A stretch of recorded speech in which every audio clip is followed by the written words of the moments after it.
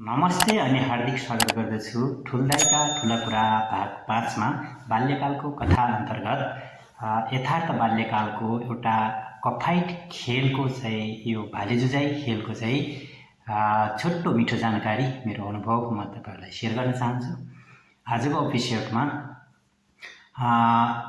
यतिखेरको पश्चिम रुकुमको सानीभेरी गाउँपालिका वडा नम्बर 7 सहरे पराडी हाम्रो स्कुल थियो भने त्यति बेला आजभन्दा 30-35 वर्ष पहिले 4-5 कक्षाका विद्यार्थी र उता चौरजारी नगरपालिका अन्तर्गत खागल पराबीको बीचमा पञ्चमीको मेला भन्ने दह पोखरा भन्ने ठाउँमा पञ्चमीको मेला लाग्थ्यो। त्यो मेलामा कफाइट प्रतियोगिता हुन्थ्यो। जितेकोले 1-1 रुपैयाँको कपी पाउने चाहिँ पुरस्कार पाउने हुन्थ्यो। त्यो अन्तर्गत कहिले खागलले जित्ने कहिले सहरेले जित्ने।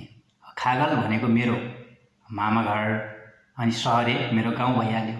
अनि हामीले चाहिँ त्यो प्रतियोगितामा भाग लिएर त्यतिबेला पुरस्कार जितेर कफाइट खेलेर, कफाइट भनेको भालेजुजाई पनि भनिन्छ कतिपयमा, खुट्टा उचाल्ने र चाहिँ कुइनोले हान्ने। त्यसै त्यो हात छुट्यो र चाहिँ भुइँमा टेकेपछि उसले हारेको र चाहिँ जसले छोडेर अन्तिमसम्म टिक्यो त्यसले जित्ने। 4 जना 5 जनाको ग्रुप हुने।